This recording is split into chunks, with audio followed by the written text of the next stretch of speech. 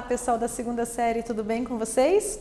Espero que estejam todos muito bem. Eu sou a professora Renata, da disciplina de Matemática, e na aula de hoje nós vamos falar sobre a resolução de exercícios e problemas que envolvam a circunferência trigonométrica. E aí eu proponho para que vocês pensem um pouquinho, quais será que são os elementos que diferenciam uma circunferência trigonométrica de uma circunferência qualquer.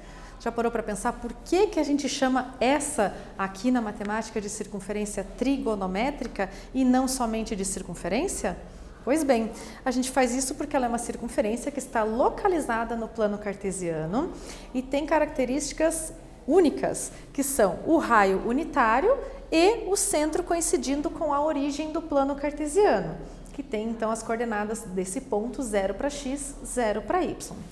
O raio unitário indica que a distância do centro até qualquer ponto dessa circunferência é igual a 1, uma unidade. É isso. Ela é dividida em 4 quadrantes, em que nesses quadrantes todos nós localizamos os ângulos, tá? Esses ângulos, quando a gente fala da circunferência toda, eu tenho eles aí descritos em graus ou em radianos. Então, você pode escrever um ângulo tanto em graus como em radianos. A circunferência toda em graus tem 360 graus e em radianos tem 2π radianos, ok? Então, nós temos na circunferência inteira um comprimento. Nós estamos aí falando sobre circunferência há um tempo, Então, o comprimento de uma circunferência inteira é igual a 2 vezes o π vezes o raio dessa circunferência, lembrando que π vale 3,14. No entanto, nós podemos calcular também o comprimento de um arco. O que é um arco? É uma parte dessa circunferência, seria somente a bordinha da circunferência. Então, é essa borda aqui que está em verde aí para vocês, é o comprimento de um arco, diferente do comprimento de uma circunferência inteira. Então, só vou repetir mais uma vez para você anotar e não esquecer. O comprimento da circunferência inteira é 2 vezes o π vezes o raio dessa circunferência.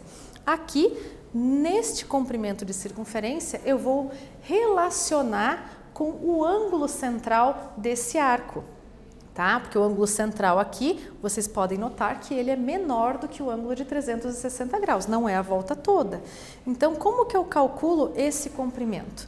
Eu vou fazer que o ângulo central alfa é a divisão do comprimento desse arco pelo raio dessa circunferência. Então, se eu quiser só o comprimento, eu passo o raio multiplicando aqui pela medida daquele ângulo. Mais uma informação importante, pessoal? Aqui eu deixei no slide para vocês, mas eu quero repetir de que esse ângulo ele é escrito em radianos, tá? Então, ele vai estar escrito ali em radianos e não em graus. O que acontece então se vier em graus? Você transforma ele para radianos para poder utilizar esse método de cálculo de um comprimento de um arco, tá? Então vejam que existe a diferença entre comprimento de arco e comprimento da circunferência toda. Então vamos praticar aí o que eu acabei de falar. Uma pessoa, anda 120 metros em uma pista circular que tem 50 metros de raio. Qual é a medida em radianos do arco percorrido por essa pessoa? O quanto que ela andou sabendo aí o ângulo em radianos? Olha que legal, você só vai substituir e a tua resposta já vai estar pronta em radianos, não vai precisar transformar para graus.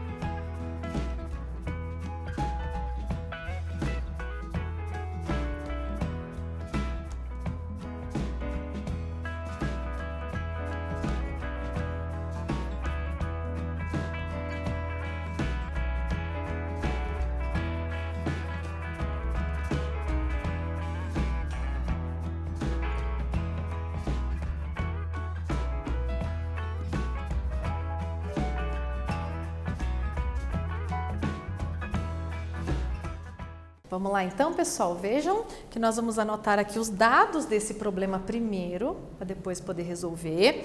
Então, o raio é de 50 metros, o comprimento do arco, tá? Que eu coloquei o C para lembrar que é o comprimento do arco, que é o L da fórmula que eu passei para vocês há uns slides anteriores, é igual a 120 metros.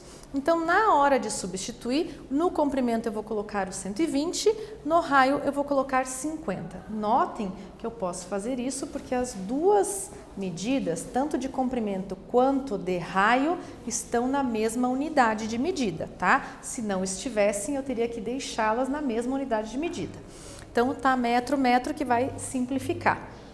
120 dividido por 50 quer dizer que alfa é igual a 2,4 radians, ok? Então, essa é a resposta aí do nosso exercício. É claro que sempre a gente aprende mais quanto mais a gente pratica.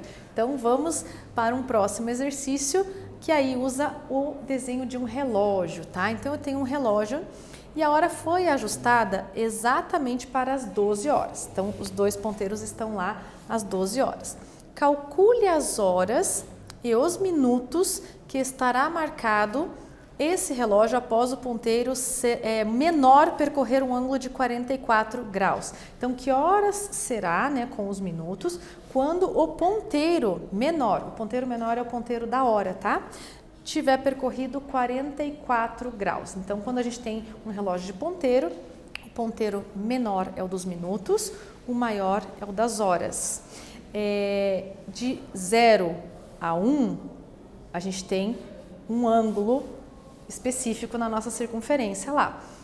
O ponteiro menor, ele percorre 60 minutos no decorrer de uma hora. Eu já dei a dica que eu podia dar, agora é com vocês para vocês poderem resolver esse exercício. A gente já volta.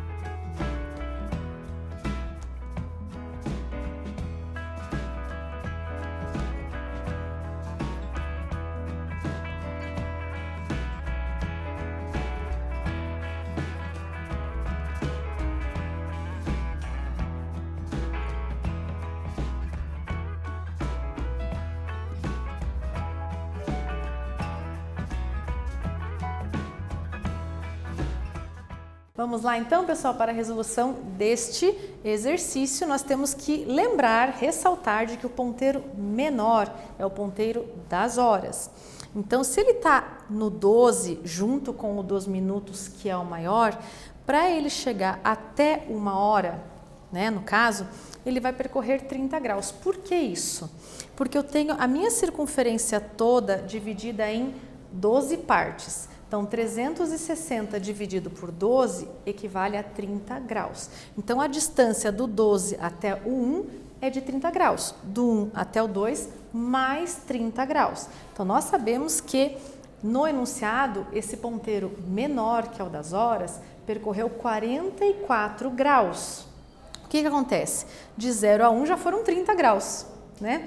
Então, ficou faltando saber o quanto que ele percorreu em minutos, né? Para chegar nos 44. Então, faltam ainda aí achar onde que está o ângulo nos 44 do ponteiro dos minutos, que é o menor, tá? O ponteiro dos minutos, desculpa, maior. O ponteiro dos minutos é o maior, anota no seu caderno, que faz tempo que a gente não usa esse relógio, né, gente? O ponteiro dos minutos é o maior. E ele leva 1 hora para dar a volta inteira, tá? Ele leva 1 hora, 60 minutos para dar a volta inteira. Então, nós sabemos já que o relógio aqui vai passar o ponteiro das horas pelo 13, vai estar ali no 13. E o dos minutos? O tempo em minutos também passa, né? Não passa só o ponteiro da hora, o dos minutos também vai andar. Então, como é que a gente vai fazer isso? Eu sei que se o ponteiro de 60 minutos percorrer 30 graus, né? 60 minutos, que é 1 hora que a gente já viu no slide anterior, que ele percorreu para chegar até o 1. Então, x minutos, que eu não sei, é o 14. O que é esse 14? É aquela minutagem, aquele grau que está faltando. Notem aquilo que eu falei para vocês, ó, minuto embaixo de minuto, grau embaixo de grau. Eu tenho quanto é o de 30, mas eu não tenho quanto é o de 14. Não sei quantos minutos equivale aí quando ele percorre 14 graus. Então, nós multiplicamos cruzado. Na hora de isolar o x, o 30 passa dividindo, quer dizer que esse ponteiro andou 28 minutos. Então, o ponteiro grandão chegou lá, né, nas 13 horas, passou 14 graus. Então, continua ali marcando 13 horas, ou 1 hora, como vocês preferirem, né? Tá ali marcando 1 hora. E o dos minutos, nesse período, ele percorreu aí 28 minutos na circunferência do relógio, quase chegando nos 30. Então, o relógio vai estar marcando lá 13 e 28, ok? Então, essa é a nossa resposta e eu trouxe aqui para vocês agora sim a relação, tá? Essa relação fica também a dica para vocês usarem no Mão na Massa, que foi uma atividade que já foi proposta aqui para vocês, da relação que existe dos ângulos escritos em graus e também em radianos. Então, até pouco tempo atrás, quando a gente falava em ângulo notável, eu quero falar em ângulo notável, ângulos notáveis, nós sempre nos referíamos aos ângulos de 30, 45 e 60. 30, 45 e 60. Agora, conhecendo a circunferência trigonométrica, nós vemos que temos mais ângulos notáveis, que são aqueles que estão exatamente sobre os eixos x e y. Então, aqui eu acrescentei o ângulo de 0 graus, o ângulo de 90 graus, o ângulo de 180, de 270 e de 360 graus. Aqui, notem, 0 graus, 0 radianos. O π é 180 graus, que é o que a gente usa até para fazer a transformação das unidades de graus. E o 360 é o 2π, que é a circunferência inteira. Então, os demais, como que eu calculei? Eu calculei usando a regra de 3. Mas eles também são ângulos notáveis. Então, por isso que eu trouxe aqui para a tabela o ângulo de 30, que seria o π dividido por 6. Notem, de fato, né? 180 dividido por 6 é 30 graus. 180 dividido por 4 é 45 graus. Então, esses ângulos também podem ser chamados de ângulos notáveis. E você economiza um tempo na hora de ter que calcular as medidas desses ângulos em radianos praticando essa tabelinha aqui, ok? Então, até então, nós usávamos 30, 45 e 60 como os ângulos notáveis, colocando aqui os valores de suas relações de seno e cosseno. Mas, nós vimos na circunferência trigonométrica que o seno é encontrado sobre o eixo Y e que o cosseno é encontrado sobre o eixo X. Então, o ângulo de 0, ele está à direita no eixo X. Mede 1, então o cosseno mede 1 e o seno vai ser igual a 0. Se eu olhar para o ângulo de 90 graus, ele está acima, então ele está no eixo Y, por isso que o seno vale 0 e o cosseno, o seno vale 1, né, porque ele está para cima, tá bom, gente? E o cosseno vale 0, que é a origem do nosso plano cartesiano.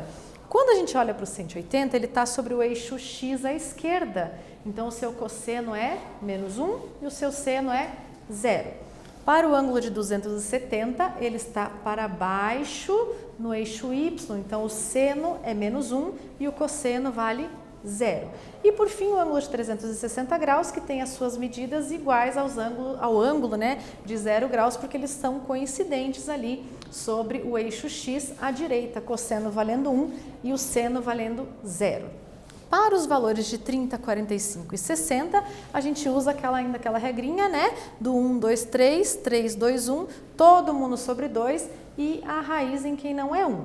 Então, dessa tabela que também é importante que vocês tenham na resolução dos problemas, para que você não precisa decorar, tá? Você pode desenhar a circunferência e visualizar onde que está o x, onde que está o y, você já acha os valores de seno e cosseno desses ângulos, que são ângulos notáveis. Sempre lembrando, né, porque esses valores a gente consegue tirar porque a circunferência tem o raio unitário. Então, só pode ir de 1 até menos 1. Professora, como é que eu faço para achar a tangente? A tangente você vai fazer seno dividido pelo cosseno, ok? Então, eu vou deixar aqui para vocês mais um exercício, mais uma prática. Dessas alternativas ali, quais são verdadeiras, quais são as falsas, apliquem o que eu acabei de passar para vocês e a gente já volta para resolver.